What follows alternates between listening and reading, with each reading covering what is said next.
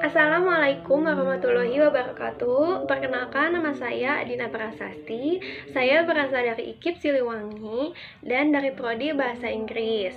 NIM saya 19220310. Di sini saya akan menjalankan tugas dari kewirausahaan, mata kuliah kewirausahaan, yaitu pengembangan usaha. Yang saya pilih adalah pengembangan usaha dari produk diet keto.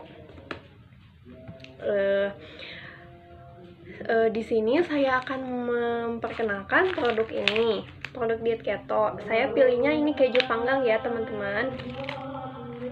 Ini tuh sugar free, keto friendly, dan diabetic friendly, dan tanpa bahan pengawet juga ya teman-teman, biar lebih sehat. Sebenarnya kenapa sih saya memilih pengembangan usaha ini? Kenapa saya memilih produk untuk diet keto? Pertama, saya sebenarnya ya mau menolong orang yang mengalami obesitas. Apalagi di masa pandemi ini kegiatan kita di luar dibatasi ya. Otomatis tingkat obesitas di Indonesia tuh pasti naik karena kita tuh nggak ada kegiatan di luar rumah, lalu kita tuh cuman kerja di rumah, sekolah di rumah, pokoknya aktivitas tuh dilakukan di rumah. Maka dari itu banyak yang mengalami obesitas juga karena kurangnya pergerakan di luar rumah, nggak bisa olahraga di luar, nggak bisa nge-gym di luar, pokoknya kegiatan kita di luar tuh dibatasi ya teman-teman. Terus banyaknya juga dari kita, banyak yang pesen GoFood lah, bikin makanan inilah, bikin makanan itulah di YouTube, otomatis kan berat badan kita tuh bakal naik ya. Tapi emang bagus juga sih untuk meningkatkan imun tubuh karena biar kita terhindar dari COVID-19 ini. Terus yang kedua, aku tuh mau ngenalin diet keto ini biar orang-orang tuh bisa hidup lebih sehat lagi ya teman-teman. Karena diet keto ini mempunyai manfaat juga buat diabetes, buat serangan jantung, terus sistem saraf, gitu tuh bisa pokoknya menjalankan diet keto itu banyak. Selain kita dapat menurunkan berat badan, kita juga bisa hidup lebih sehat ya teman-teman. Tapi disarankan kita tuh untuk melakukan diet keto harus konsultasi dulu nih ke dokter. Apakah kondisi badan kita, kondisi kesehatan kita itu bisa untuk menjalankan diet keto atau tidak. Sebelumnya udah pada tahu belum diet keto itu apa? Di sini saya mau menjelaskan dulu ya, apa itu diet keto.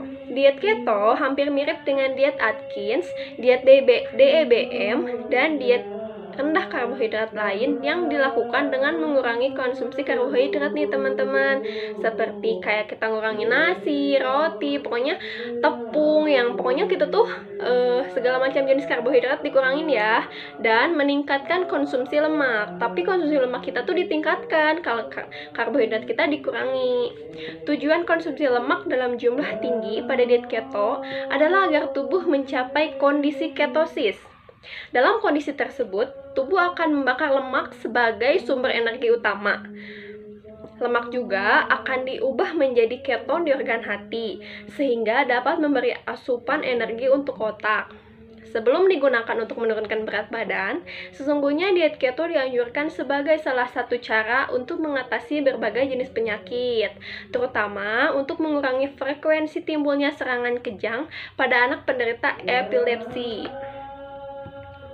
Terus apa aja sih sebenarnya manfaat diet keto itu? Saya mau menyebutkan 3 manfaatnya ya. Yang pertama, mengontrol gula darah pada penderita diabetes tipe 2. Bagi penderita diabetes tipe 2, diet keto adalah diet dan yang direkomendasikan selama lemak yang dikonsumsi merupakan lemak sehat, seperti lemak yang berasal dari ikan salmon, kacang-kacangan, dan alpukat. Asupan karbohidrat dalam jumlah rendah dengan lemak tinggi dipercaya dapat memperbaiki kriteria tubuh dalam menyimpan dan memproses energi. Hal itu kemudian akan meringankan gejala diabetes yang dirasakan. Lalu manfaat yang kedua yaitu mengurangi resiko penyakit jantung. Diet keto yang dijalankan dengan memperbanyak konsumsi lemak sehat kemungkinan mampu mengurangi resiko penderita penyakit jantung. Hal ini diduga karena diet keto mampu menurunkan kadar insulin. Lalu yang ketiga, diet keto juga diyakini memiliki manfaat untuk menangani gangguan sistem saraf seperti Alzheimer, gangguan tidur, dan penyakit Parkinson. Hal ini diduga berkat keton yang dihasilkan tubuh menguraikan lemak menjadi energi, sehingga mampu melindungi sel otak dari kerusakan. Di sini saya akan menjelaskan pengembangan apa sih yang dilakukan. Yang pertama ada promosi, inovasi, pelayanan, dan evaluasi. Sekarang kita membahas dulu promosi ya. Apa sih promosi itu? Promosi adalah kegiatan mempromosikan suatu produk atau mengiklankan suatu produk atau merek yang menghasilkan suatu penjualan dan menciptakan loyalitas atas merek tersebut yang bertujuan untuk menarik calon konsumen untuk membeli. Terus ada nih tips untuk mempromosikan produk, diantaranya memberikan diskon, memberikan gratis ongkos kirim, menawarkan cashback, memberikan voucher dari kupon promo, dan memberikan garansi kualitas. Mungkin dengan cara seperti itu, dengan tips seperti itu, promosi kita akan melebar dengan luas ya. Lalu sekarang kita ke inovasi. Inovasi adalah suatu proses mengubah peluang menjadi gagasan atau ide-ide yang dapat dijual dan merupakan hal atau terobosan baru. Sedangkan kemampuan inovatif seorang wirausahawan merupakan proses mengubah peluang suatu gagasan dan ide-ide yang dapat dijual.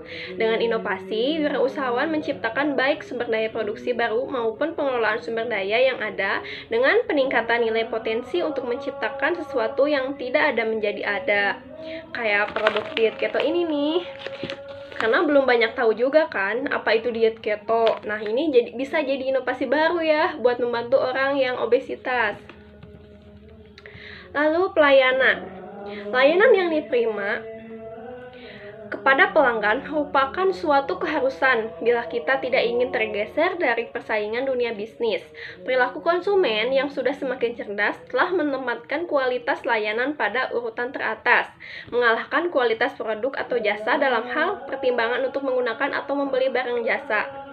Jadi pelayanan yang kita kasih pun harus prima ya teman-teman. Kalau kita mau menjual makanan ataupun menjual jasa atau menjualkan apapun, pelayanan tuh nomor satu biar orang tuh bisa balik lagi ke kita. Karena pelayanan kita tuh enak banget, pelayanan kita ramah, dapat membantu, menjelaskan dengan seksama. Kalau misalkan ada yang nanyain produk kita itu bla bla bla bla, kita jawab juga dengan senang hati, jangan marah-marah. Karena dengan pelayanan seperti itu tuh orang tuh bisa jadi tertarik dengan produk kita ya teman-teman.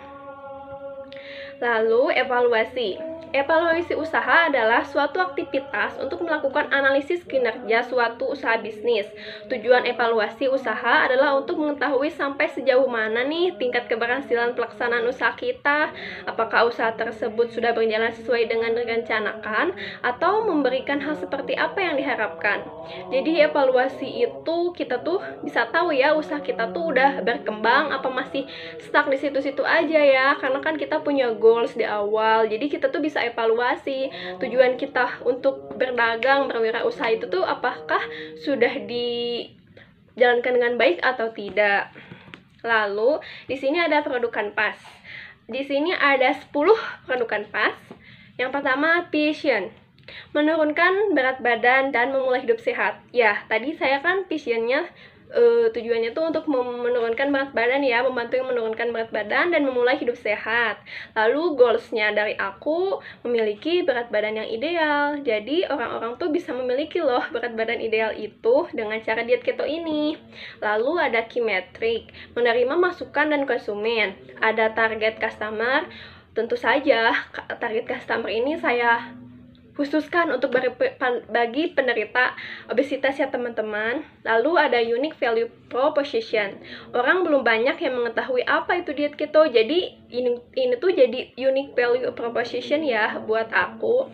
Lalu ada customer need, memiliki berat badan ideal dan hidup sehat, tentu saja ya. Lalu ada key resources, sumber daya manusia. Jadi saya tuh dapat mengolah sumber daya manusia tuh dengan baik ya, dengan membantu orang yang pengangguran dengannya adanya lapangan usaha kayak ini. Lalu ada channel, Instagram, dan WhatsApp. Channelnya tuh aku mempromosikannya lewat Instagram dan WhatsApp. Ada revenue stream, memperkecil pengeluaran dan memperbesar pemasukan. Lalu ada cost structure, mencatat semua income dan outcome. Teman-teman, cuma segini yang bisa saya sampaikan. Bila ada kesalahan kata atau sikap dari saya memohon maaf. Cukup sekian dari saya. Semoga video ini dapat membantu. Wassalamualaikum warahmatullahi wabarakatuh.